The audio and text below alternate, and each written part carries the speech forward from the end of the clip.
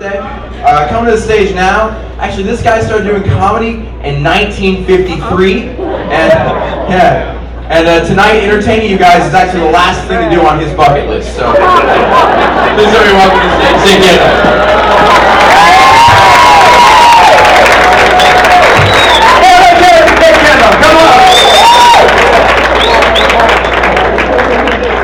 The applause when I came up at my age, I need all the help I can get.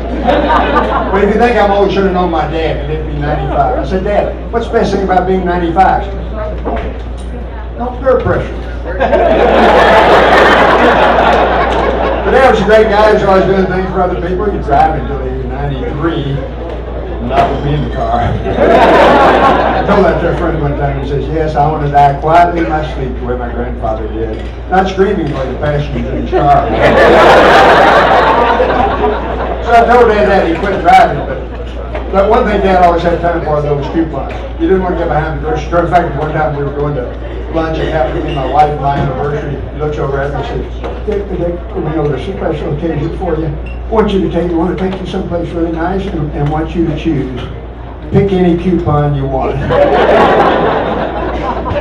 So I thought I'd kid him. I said, Dad, you're not going to die if you find a coupon or a funeral.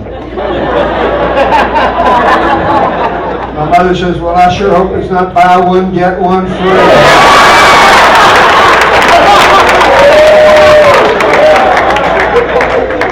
By the way, to show you what kind of sense of humor she had, several years later, Dad died a few months before she did.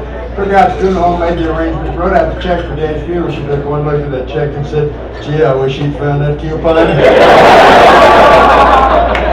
Well, I've been having a little trouble getting started as a young comic. No, but my friends tell me what the problem is. I know you've noticed, but I'm distinguished. And I can't help it. I don't look this way because I want to. I've always looked this way. When I was a little kid, the other kids would be out playing ball. I'd be sitting around the house looking distinguished. One Halloween, my friend went as Batman. I dressed as Alfred the butler. First then I got older and my sideburns turned gray. Of course, now it's all turned loose. And they say if you get bald up here, you're a thinker. If you get bald back here, you're a lover. You get bald both places, you just think you're a lover. Some of you guys should not be laughing at that. When I started doing stand-up comedy professionally the first time back in 1984. The main reason for that was 1983. Never had one of those bad years. It was a bad year for me. Started wearing glasses for the first time, made me feel older. Got divorced after 25 years of marriage, and I had a root canal. Actually, after the divorce, the root canal was almost fun. Only took an hour. They gave me laughing gas for the pain and didn't have to pay alimony to my dentist. But you know, it's been a long time now. I'm beginning to see my ex-wife in a little better light. I can appreciate some of the good things about her. For one thing, she was a great housekeeper. She really was. So when we got divorced, she kept the house.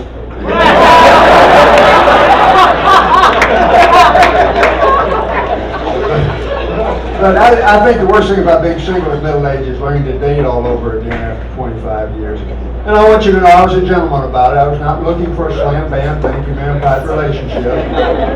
Had a couple of days looking for a stick stir, thank you sir.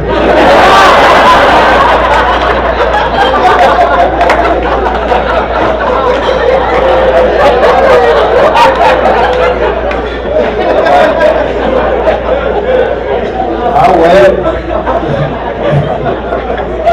But I tried everything to dating you. I tried dating younger women, but I got tired of explaining World War II to my kids. But I had one night, bless her heart, she really tried. She asked questions like, who won? And I couldn't remember. I lied and said Argentina. And I tried dating older women. I had one that had to get up every few minutes and stomp her foot to get the circulation going. I called her thumper. But I think the worst thing about dating in the middle age are the singles bars. Don't go to this place. They got language all day long. They always ask you what your sign is. I'm a Pisces with Gemini rising. Gemini's twin, so I'm playful. Pisces a fish, so I swim with the flow. How about you? I've got a 2-for-1 coupon at the Red Lobster. My father's red rising from the grave. No, then the women always ask the men what kind of car they drive. Of course, I'd lose it completely when I said a Plymouth. I don't want to knock a Plymouth. Plymouth's a good car, but it's kind of like making love to an ugly woman. Gets you where you want to go, but you don't brag about it.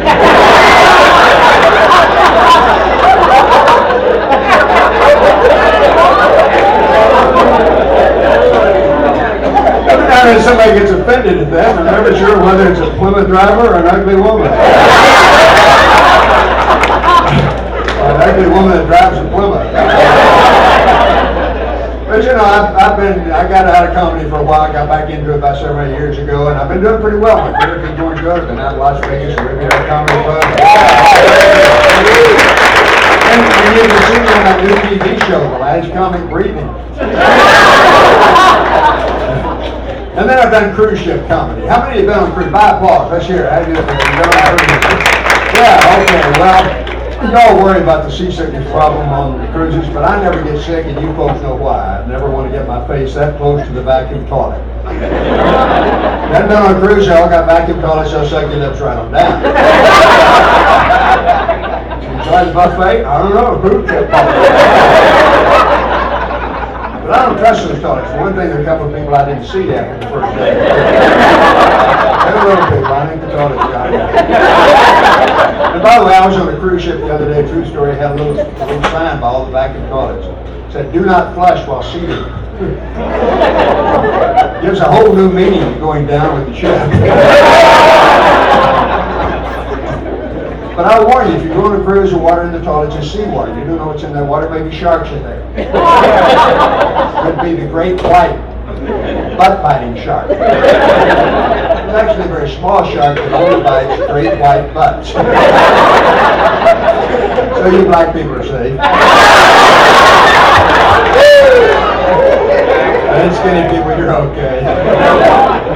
I don't know. Everybody worries about the seasickness problem on a cruise ship. Somebody deal with it the old-fashioned way. You stay drunk for the whole trip. And of course, that works. I mean, you still throw up. You just don't know what caused it. And I was on a cruise ship the other day, true story, in a hurricane. The ship was bouncing. One guy was so drunk he was walking straight. But you know, with all the drinking goes on, nobody ever gets out of line. Except one guy I need to tell you about. One night I was going to bed early trying to get a good night's sleep. Just about asleep, there's a knock at the door. I go to the door, there's a drunk saying, is this my room? I said, no, it's not your room, it's my room. I closed the door, went back there. Look, 3 more times that guy comes back, same question. No, it's not my room. I thought if that guy comes back one more time, I'm going to put him on the vacuum toilet and flush him. Sure enough, knock on the door, go to the door, same drunk. Is this my room? I said, no, it's not your room, it's my room. Damn, you got every room on the whole ship.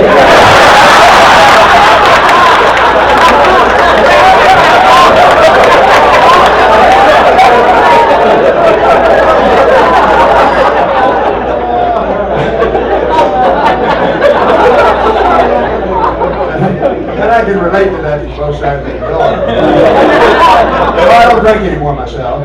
I don't drink any of that. And I don't do drugs at my age. I get the same effect standing up real fast.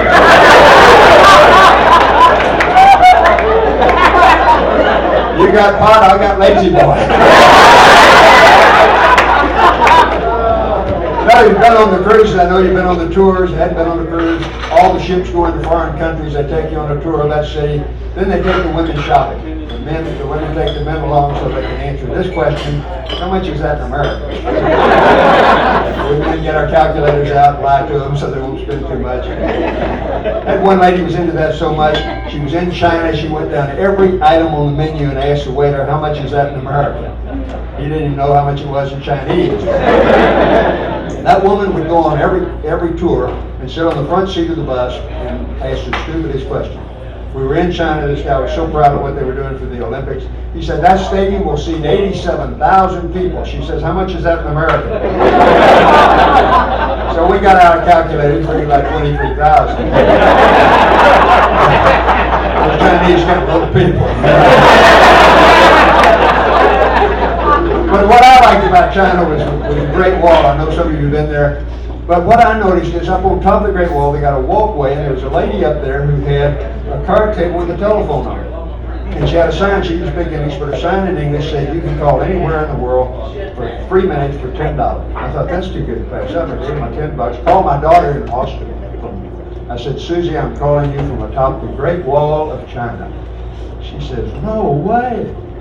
What kind of phone is that? I said, it's a wall phone.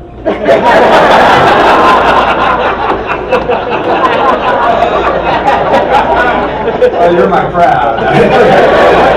Don't encourage you. Don't encourage you. It's a very long way to go for a pun. But it gets worse. I was in San Francisco. We were going on a tour there, and they got these little pointy-winged seabirds that walk everywhere. They're just all in your way all the time. I asked the tour guide, I said, what kind of bird is that? He said, it's a tern, T-E-R-N, tern. Now don't give a line like that for a comment. You got two birds walking side by side, you got a left turn, you got a right turn. Two thieves are stealing the bird. One of them goes in with a rooster and steals a bird, the other one goes in. They're taking turns. Well, my favorite though is the bird goes out behind the restaurant, they've thrown out some apples, sat in the sun all day, became alcoholic. The bird eats them until he gets drunk, falls over on his back. And that, of course, was an apple turnover. But you know, politicians like puns. This is one of my favorite. Happened several years ago. It seems our State Department sent a table tennis team to China on a goodwill tour. The Chinese invented table tennis, but we won. So two of our senators, true story, Howard Fong of Hawaii and William Spong of Virginia, got together and sponsored a bill in Congress to ask the churches in Hong Kong to ring their bells to welcome our victorious table tennis team out of China. The bill did not pass because they insisted on calling it the Spong Fong Hong Kong Ping Pong Ding Dong Bell.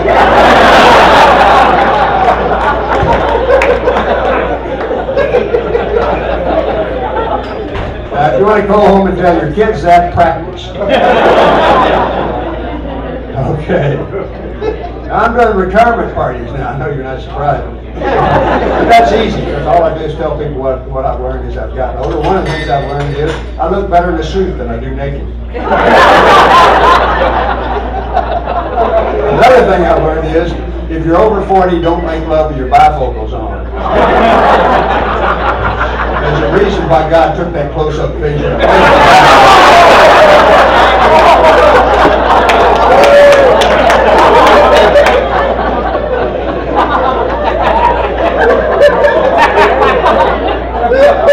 Another thing I've learned, if an old guy asks you if you got any last night, he's probably talking about sleep. Another thing I've learned is all the ads for senior citizens are written by kids. They haven't got a clue. I'll give you an example. Centrum Silver. It's a great time to do silver. No, it's not. It just beats the hell out of dime. I think their slogan ought to be, old age is hell. Maybe these pills will help. And I live in a retirement community. One of the kids in the marketing department trying to sell some lots put a billboard out on the highway that said, you can retire any place but live it up in country place. I just thought the billboard ought to say, if you're old, you be home now. But we got a lot to do in country place. One of my favorite things is Valentine's Day. On Valentine's Day, every year, we have a Valentine's dance at 2 o'clock in the afternoon. I think that's so you can get turned on dancing with your wife, you can go home, make love, be through in time for the early bird special at the Golden Corral. But my favorite story, though, is the 5 old widowers got together there every morning for the coffee. One of them turns 85 to celebrate his birthday. The other 4 go together and hire a hooker to go to his house. She goes to his house, she says, I'm here to offer you super sex. He says, I'll take the soup.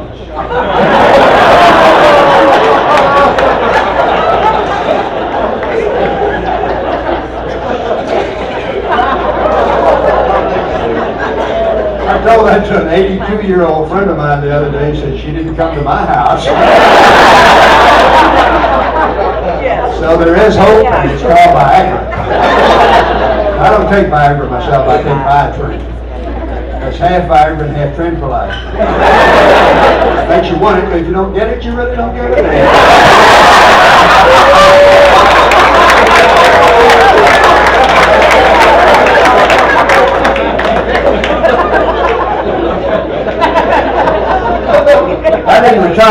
could have, and I had plenty of money, you know. In fact, it's before the crash of '08, you remember that? I had enough money to live comfortably the rest of my life. I still do, I just have to die a lot sooner. But you know, people ask me why I got back into comedy at my ripe old age. I say because laughter is so important. It's been proven that 15 minutes of laughter is better for your heart than 30 minutes of exercise.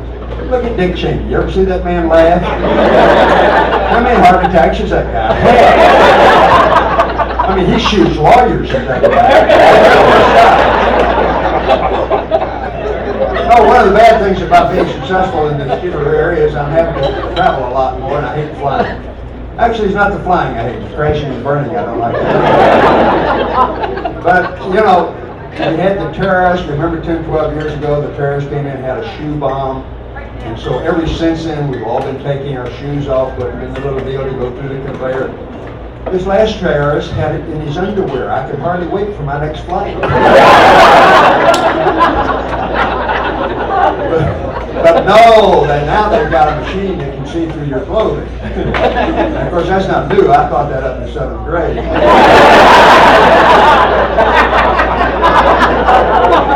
But I was not long ago. I was going to Honduras. You fly from here to there on SASA, S-A-H-S-A, the official airline of Honduras. They fly you from here to there on a 737, but once they get you on their territory, you're flying in DC-3. Folks, that plane was old in World War II. But I'm landing on the true story. I was standing on a dirt runway waiting to get on this DC-3 that had SASA on the tail. Lady in front of me lived there. I said, by the way, what does SAHSA stand for? She said, stay at home and stay alive.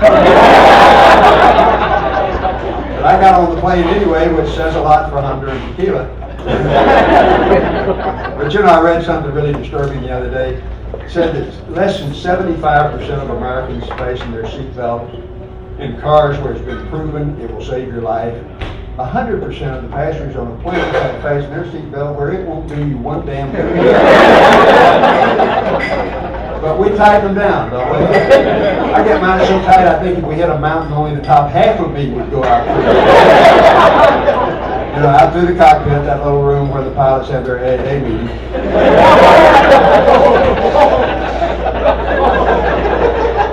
You're a slow crowd, but you're good. Now, I finally had a stewardess that had a sense of humor. She said, if you're dealing with a small child, place a mask over your nose and mouth before assisting the child. If you're traveling with 2 children, decide which one you like best.